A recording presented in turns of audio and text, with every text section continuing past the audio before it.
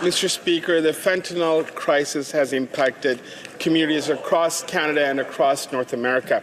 We're accelerating the work to crack down and dismantle the fentanyl trade and organized crime groups that profit from it. That's why we listed 7 cartels as terrorist entities under the criminal code.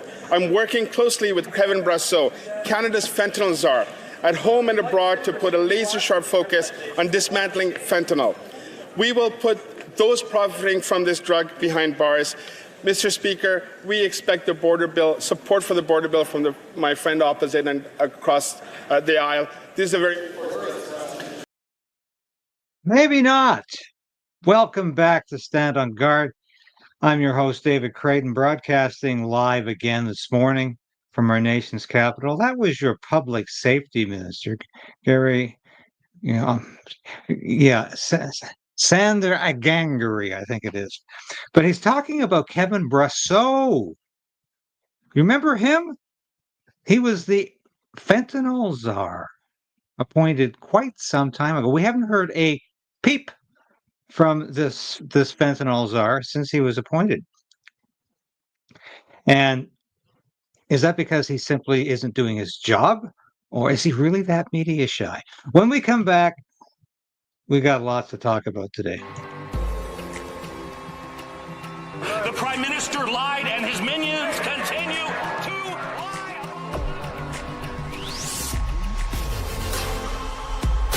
We need political change.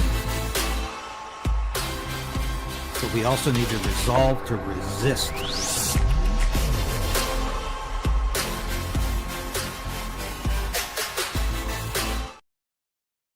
By the way, the public safety minister's name is Gary Ananda Sangari. I was not intentionally mispronouncing his name. I don't like to be disrespectful towards anybody, even though I don't agree with their policies. But what's going on, you say? Well, before I get into this, please like the station now, because once again, YouTube has got their thumb on the station every day. I don't want to whine. I don't want to complain too much. But we're fighting for our life here, so please share the station with your friends and family. And it might help. It really might help. And we are doing our damnedest to bring you news you're not going to get anywhere else. So we'll be talking about the security bill and why the Conservatives should not be supporting it. Before I do, I just want to remind you all, it's June the 5th, 2025. In 1968, Bobby Kennedy was, can I say that word? Was dispatched at the Ambassador Hotel in Los Angeles, killed by, we thought Sirhan Sirhan, but Bobby Kennedy Jr., of course, says there's no way Sirhan Sirhan could have done it. So it looks like it was a deep state act, just like it was for his brother, John F. Kennedy, 5 years earlier. But I just wanted to mention that.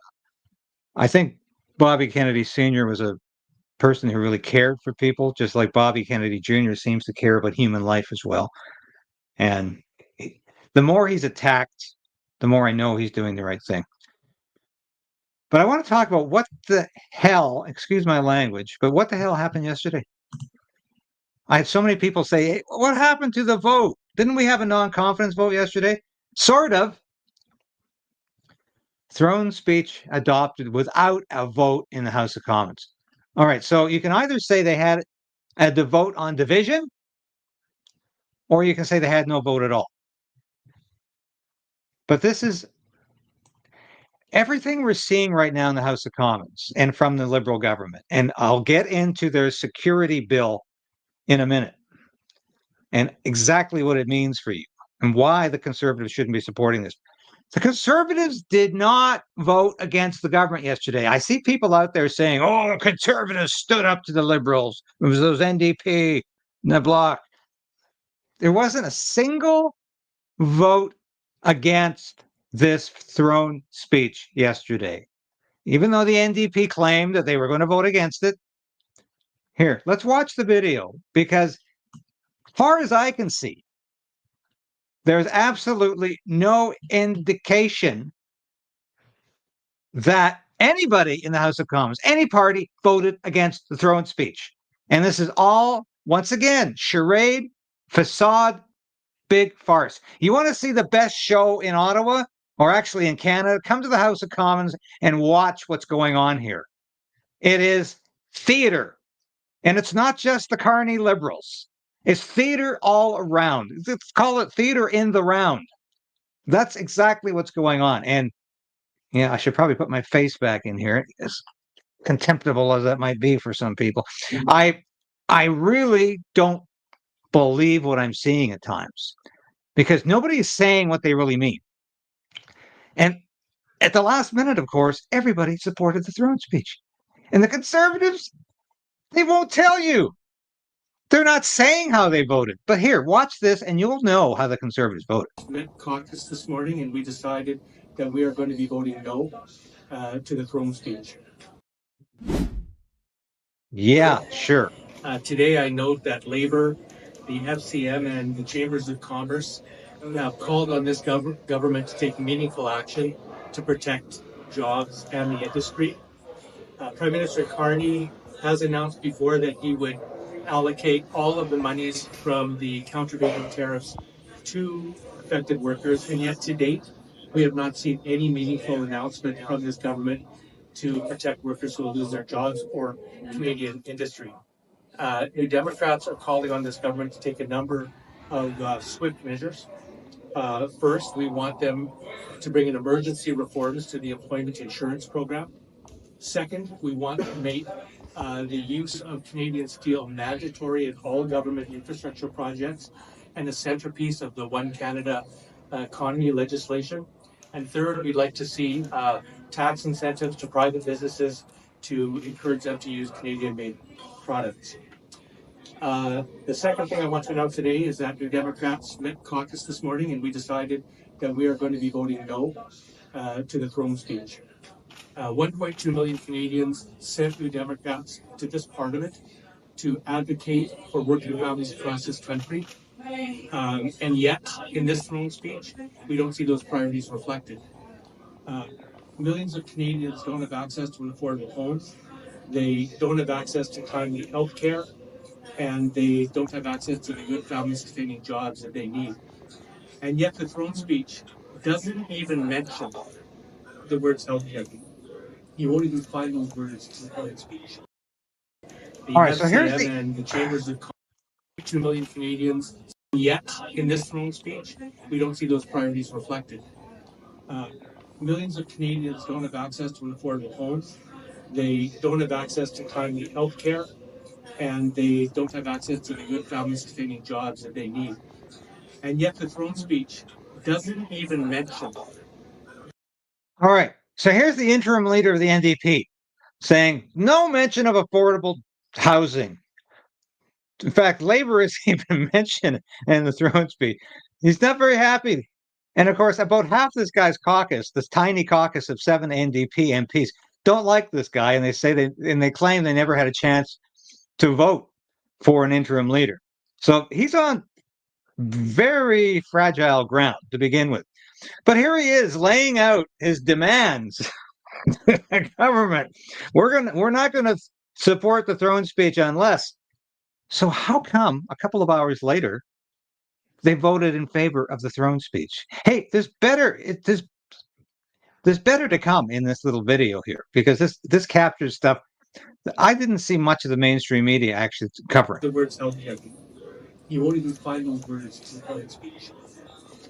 There is no mention of non-market housing, cooperative housing, or housing for Indigenous people, some of the most acute needs. A few moments later.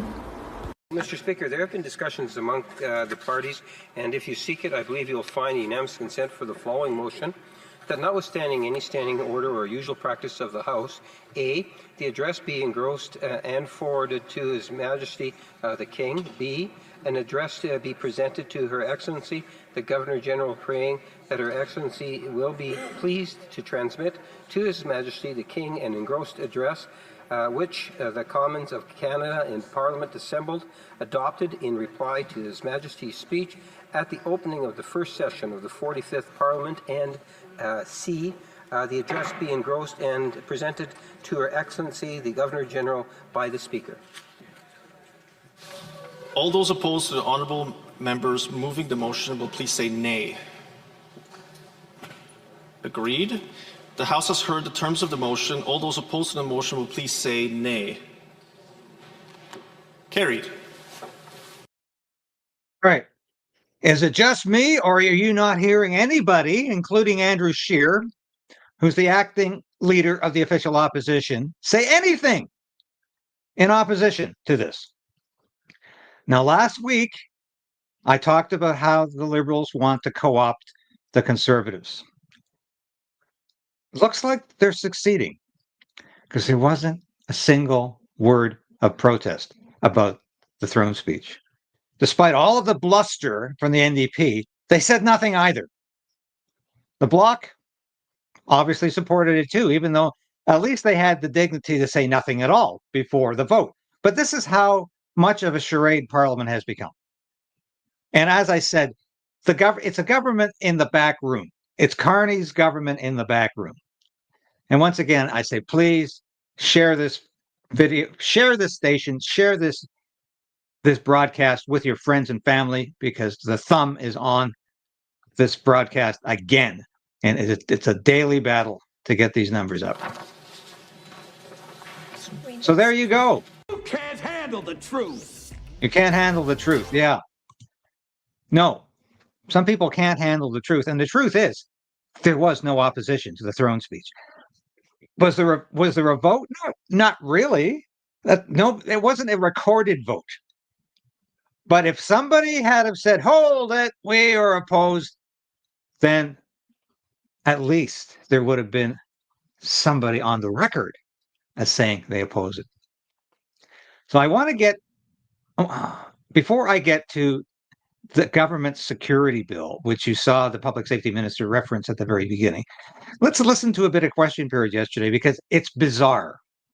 It's all I can say is it gets more bizarre every day, what's going on here, because Mark Carney wants to govern by decree. Questions orales, oral questions. The Honourable Leader of the Opposition.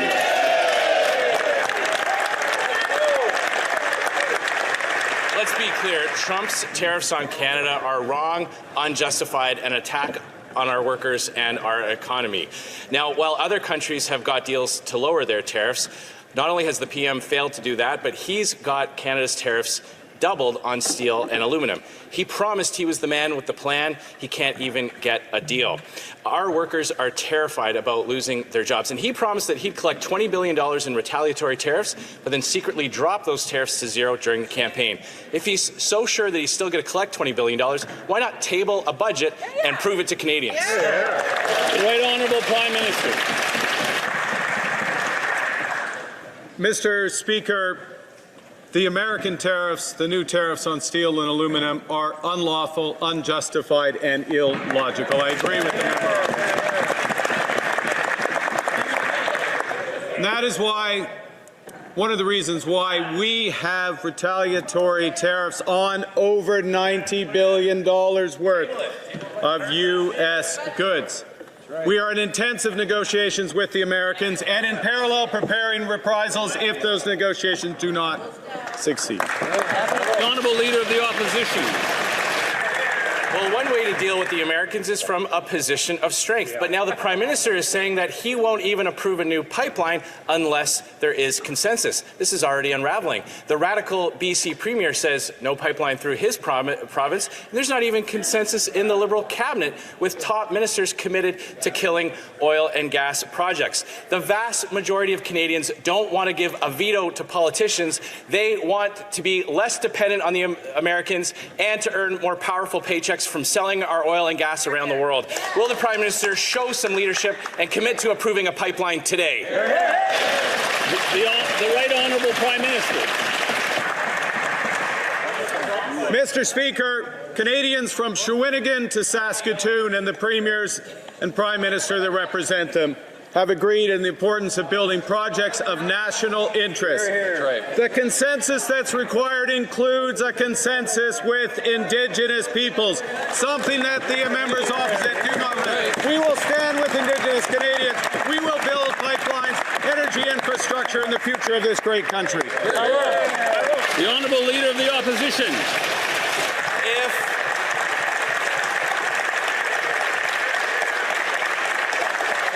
If photo ops and phony rhetoric actually got things done in this country, then Justin Trudeau would still be Prime Minister. Probably true. In all seriousness, the Liberals' $500 billion in new spending without a budget will make inflation worse. The PM said that he wants to be judged by prices at the grocery store. So let's look at those prices. The verdict is in. Beef up 34%, apples up 18%, coffee up 9%. Will the Prime Minister listen to Parliament and table a budget that controls spending, lowers taxes, and cuts inflation so Canadians can afford to put food on the table? The Right Honourable Prime Minister. Mr. Speaker, I'm pleased for the first time to hear the members opposite talk about lowering taxes. That's right. In front of this House. First time in my hearing, Mr. Speaker, before the House is a tax cut for 22 million Canadians up to $840. They want their support.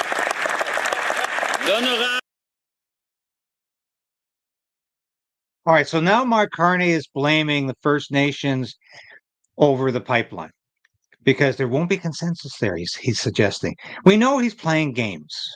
He really has no intention or desire to build any pipelines because he'd like to keep the oil and gas in the ground. That's what Mark Carney is all about. And he's always been all about that. So this is interesting. By the way, coffee up 9% since when? Last month? I'm telling you, literally in the last year, I buy coffee beans, a particular brand of coffee beans that you can find at Freshco, sometimes Walmart, other grocery stores. I used to pay $12 for those about a year ago. I'm paying over $20 for those same coffee beans. So this is very deceptive, saying it's 9%, coffee's up 9%. Maybe the coffee at Tim Hortons is up 9%. But I tell you, the coffee you buy in the grocery store, whether it's beans or it's been crushed, it's not up 9%. It's a lot more than that. But that was good. Andrew Scheer talking about pipelines because it embarrasses Mark Carney because he is all over the map on pipelines. And this is all about distraction, of course, from Mark Carney. He wants to distract you from what he's actually doing. But why are the Conservatives not talking about this? The Strong Borders Act. This is what you out there need to know about. This is what they're trying to sell as national security. An act respecting certain measures relating to the security of the border between Canada and the United States and respecting other related security measures. It should be measures. They had a typo in their legislation. So sounds great, eh? We're going to have border security. And I'll get to the public safety minister giving you his assurance that the drug with the F word, and I don't mean you know what, but I mean, okay, I'll say it, fentanyl. I can say it maybe once in a broadcast. That the F drug is not going to come across the border because they're going to get tough. Yeah, they're going to get really tough about this with this Strong Borders Act. All right, so the bill is already facing backlash. The proposal has been met with strong opposition from immigration and human rights advocates in Canada. But don't worry, because they're not serious about cutting immigration. This is the window dressing of this bill. What is the bill really about? Because do you really think we're going to stop the flow of the F drug at the border or in Vancouver where it's coming in from China? Do you think Mark Carney is going to stop it coming in from China? Do you think he's going to stand up to China? No, he will not stand up to China. Here's what's wrong with the Strong Borders Act. And excuse me, I have to put my glasses on for this one. And excuse these glasses, all I have. The proposed law would give police more power to search mail while expanding the authority of Canada Post to open people's letters. Wow. The bill would outlaw cash transactions greater than $10,000 to prevent money laundering. Oh, banks and credit unions will still be able to take deposits in cash over $10,000, but you'll never see it again. The bill would give police and intelligence services enhanced power to access electronic information, in some cases without a warrant granted by a court. Okay, that's what the Strong Borders Act is really about. That's what the Strong Borders Act is. It's about opening your mail, making sure you'll never have more than $10,000 in cash, and so the government can snoop on your email and your text messages and things you posted on X.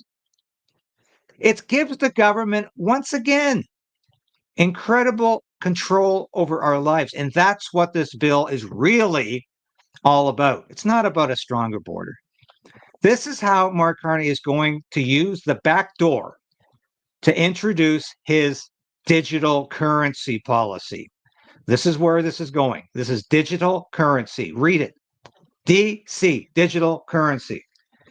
And this is what Mark Carney has been trying to push his entire career as a governor of Bank of Canada, governor of Bank of England. He's been a proponent of digital currency.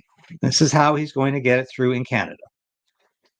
And this is why the Strong Borders Bill is bad news for your freedom.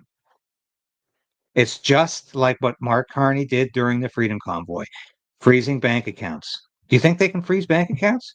Do you think that'll be a part of this legislation? Oh, you bet it will. Because that's how the government says it's going to stop those organized criminals, organized crime, engaging in money laundering. They'll freeze bank accounts just because they suspect you.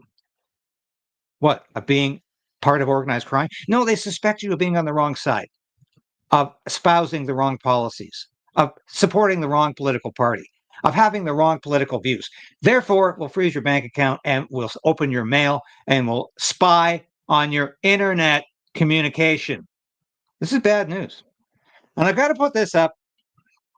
Elon Musk, God bless him, he came out last week in an interview and he said a bill can't be big and beautiful at the same time. He's talking about this incredibly obscene, grandstanding bill that Donald Trump is trying to push through Congress. Trillions and trillions of dollars. He used Elon Musk. And once again, I'm glad Donald Trump won the election. I just wish he would maintain solidarity with the policies he won the election with. So Elon Musk goes out and he finds billions of dollars in waste, government waste. And he exposes all of this government waste and US aid, government credit cards being used, the government supporting all kinds of perverse and crazy studies and programs around the world. And so what's the government do to Elon Musk? $1 trillion defense budget, and now they've got a bill before Congress that's going to be multi-trillions of dollars. So he says, I'm sorry, but I just can't stand it anymore. This massive, outrageous, pork-filled congressional spending bill is a disgusting abomination. Shame on those who voted for it. You know you did wrong. You know it. I couldn't agree more. When you save $500 billion and then you spend another $3 trillion, you're not saving any money. You're not stopping government waste. You're encouraging government waste. You know, and it's time for Donald Trump to stand up for the fiscal responsibility he was elected for and to stop supporting Ukraine. Stop the flow of arms and money to Ukraine so we can end this war, and stop the flow of money and armaments to Israel so we can stop the war in the Middle East. And don't start another one with Iran. Donald Trump said he came to the presidency as a man of peace. He could stop the war in Ukraine in 24 hours. He's had 24 hours, 24 days. He won't be able to stop in 24 months if he keeps feeding the armaments industry in the United States, the military-industrial establishment. He's feeding it at a rate the Democrats always did. And I tell you the truth, it's absolutely appalling. What else are the liberals up to here? I got to show you this. Wow. And once again, I got to put these crazy glasses on because I can't find my other ones. Trudeau-appointed Senator Christopher Wells says he would be interested in the Carney Liberals making a third attempt at censoring the internet. Well, don't worry, Christopher. Hey, don't worry. Put your mind at ease. You can bet Mark Carney, you can bet your bottom dollar, as sure as 10 dimes make a dollar, that Mark Carney is going to reintroduce the online harms bill. He's going to continue to suppress free speech. He's going to continue to try to eradicate free speech on the internet, to control what you say and even what you think, because that's what the online harms bill was all about. It was called Bill C-63. It died with the last parliament before the election. Mark Carney is going to resurrect this zombie, the living dead. He's going to bring back this bill from the dead, and it's going to stalk the corridors of the House of Commons and the corridors of the internet and stop free speech. That's what Mark Carney is all about. I'm sorry. Well, no, I'm not sorry. But that's really what he's all about. Now we got some more. Not in a very good position. You've allowed yourself to be in a very bad position, and he happens to be right about it. From the very beginning of the war. You're not in a good position. You don't have the cards right now. With us, you start having cards. Right now, you don't. You're playing cards. You're playing cards. You're gambling with the lives of millions of people. You're gambling with World War III. President Trump said that Ukraine doesn't have good cards, but the world has a lot of cards against Russia. And one of those cards that we have is about to be played in the United States Senate. In America, you have more than one person at the card table. All right, we'll be getting back to the Canadian news, but I had to show you that because I'm writing a column about this. I'm absolutely outraged that Donald Trump didn't take Republican Senator from South Carolina, Lindsey Graham, aside and tell him, shut your big fat mouth. Stop interfering in foreign policy. Graham and Blumenthal, the Democratic Senator Blumenthal, both violated the Logan Act, which says politicians or private citizens cannot interfere with foreign policy and negotiate with countries that the federal government is already in negotiation with, especially if that negotiation is contrary to what the government is negotiating. Donald Trump is supposed to be negotiating a peace settlement with Ukraine. So Lindsey Graham brings his fat ass, excuse my language, over to Ukraine and tells them, hey, you've got lots of cards. Go ahead. Did he tell them to bomb Russian sites where there are nuclear weapons? Did he tell them that? Probably. I would not put it past Lindsey Graham. He is dying, thirsting, hungry for a nuclear war. And my God, he'll get one if he keeps this up. But somebody should haul his fat ass, once again, excuse my language, in front of a judge and charge him with violating the Logan Act. Because this is outrageous. It's not just that it's bad for Donald Trump or it's bad for the U.S. government. This guy is bringing us, creeping us every day closer to a nuclear war with Russia. You think it can happen? You bet it can. Because we came very close, and NATO was involved in these airstrikes on Russian sites. We came close to hitting nuclear weapons. That could lead to a Holocaust. And I tell you, it's bad news. Platforms are being misused to subvert science and spread disinformation and hate to billions of people. This clear and present global threat demands clear and coordinated global action. Our policy brief on information integrity on digital platforms puts forward a framework for a concerned international response. All right. Get out of the United Nations. Let's get out of the United Nations. Let's defund the United Nations. Let's not give them another red dime, red cent. They're telling us. Well, did you hear what he said? This is Anthony Guterres, the Secretary General of the UN, saying we want to ban all platforms that don't advance the United Nations narrative because they're all spewing misinformation and disinformation because we don't agree with it. And it's hateful. It's very hateful if it doesn't agree with the UN. Just hateful, hateful, hateful. It's really bad because I don't agree with it. So therefore it's hateful. These people have got such acorn-sized minds. There's no other way to explain the rhetoric that comes out of their incredibly big mouths. But that's what we're up against. Now, I want to show this. This is probably the best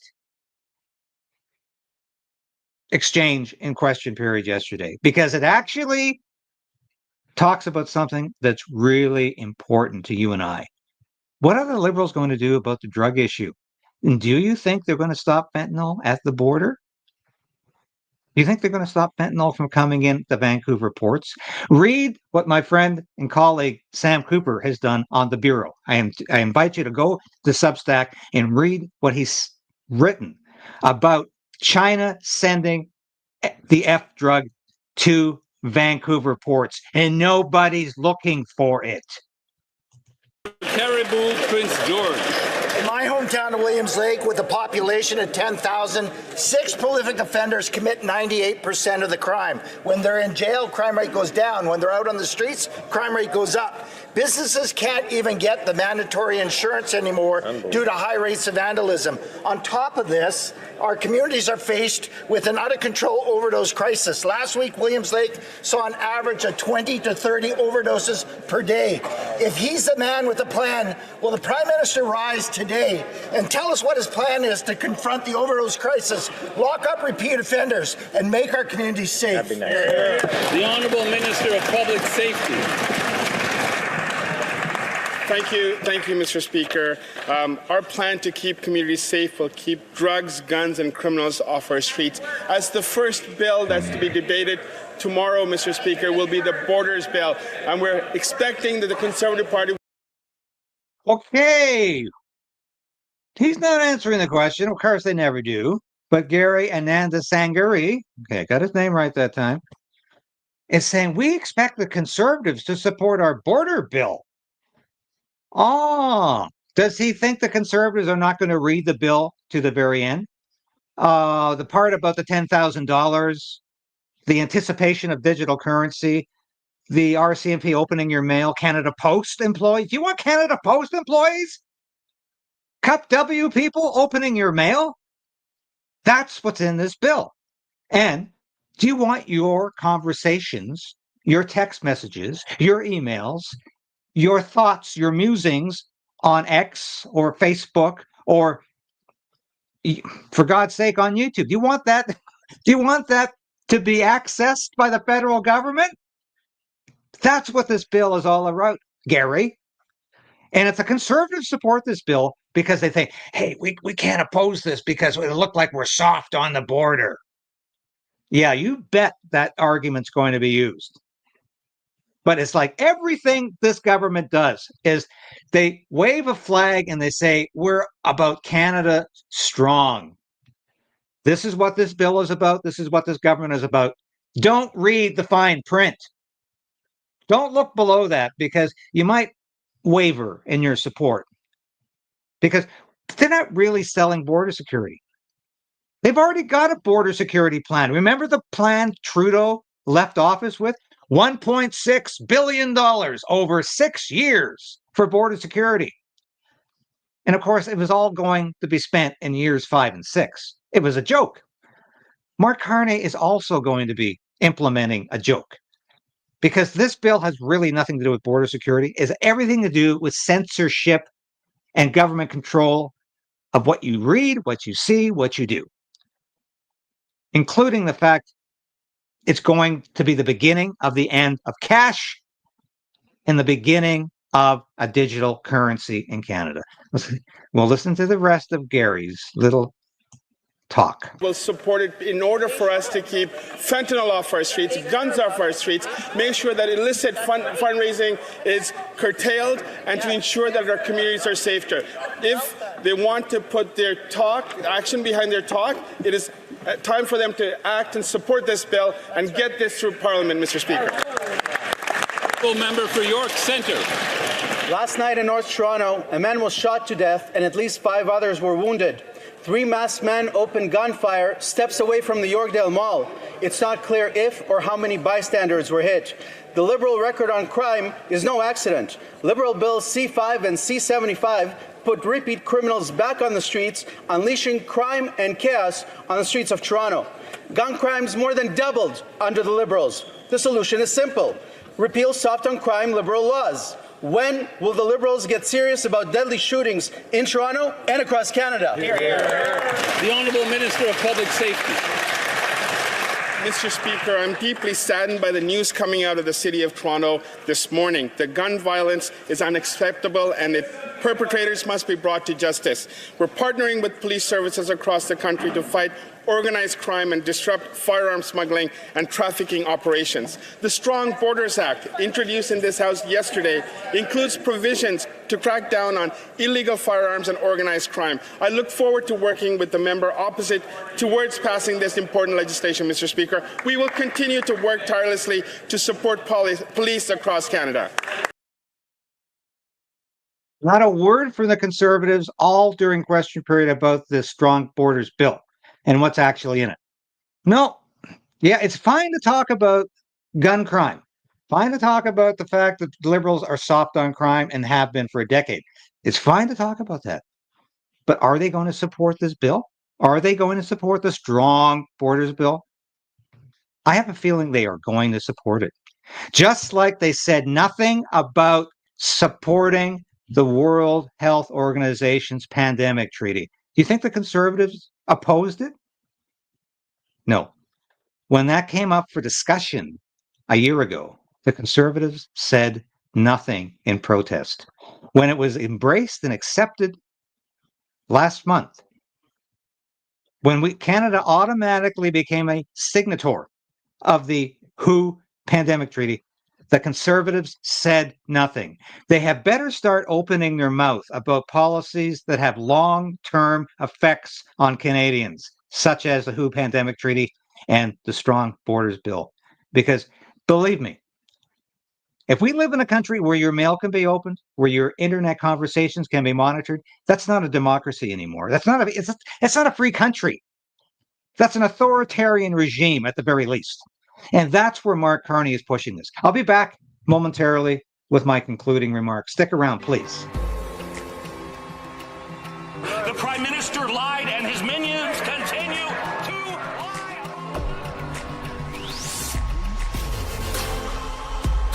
We need political change. But we also need to resolve to resist.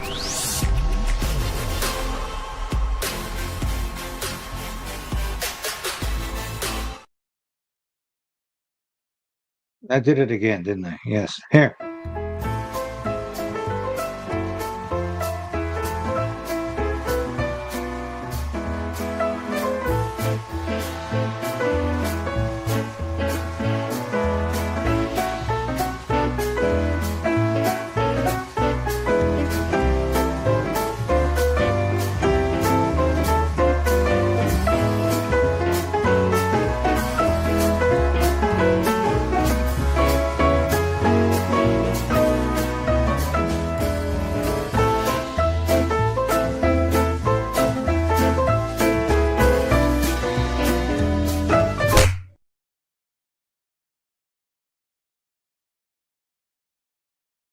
Okay, if I can leave you with this point, and it's integral to what the Mark Carney government's about. It's government in the back room. It's Mark Carney appearing once or twice a week at question period and at photo ops, at official events to say all is well. I'm your friend, and I'm working for a strong Canada. I'm working for a energy superpower. I'm working for pipelines. He's working for none of that. He is working for globalism. His agenda, you have to read through the bills, the legislation, to get to what the point of the legislation really is. The point of Mark Carney is to take our freedom away. The point of Mark Carney is to distract us. Like, he's really a conservative. He wants a strong defense. He wants a strong border. He wants affordable housing. He wants safe streets. He wants all the things that Pierre Poilievre have talked about during the election campaign, except he doesn't. And except these are being used as verbal distractions for the real legislative agenda that he has. Is it a secret agenda? To some degree. Except if you read and if you discover what he's actually up to, then it's no longer a secret. But this is what Mark Carney does. Don't trust him. In fact, don't trust any politician right now, because they're all playing roles, they're all playing games, and they're playing us. We're being played in all of this. Be vigilant. Persevere for the truth. Keep fighting. Resolve to resist. And YouTube, once again, sat on this broadcast because they don't want this broadcast being seen by new people, but you do. So please share it with your friends and family. Thank you for your support. I couldn't come back every day without it. And I'll be back again tomorrow. We got Kyle Kemper. Yeah, brother of Justin Trudeau, half brother of Justin Trudeau. We're going to be talking about Bitcoin and all of that, and alternatives to where Mark Carney is sending Canada, which is the digital currency and complete government control of your finances and your life. Join me tomorrow with Kyle Kemper, 10 o'clock. This has been a live broadcast from Ottawa, and I'm David Krayden, and I will be back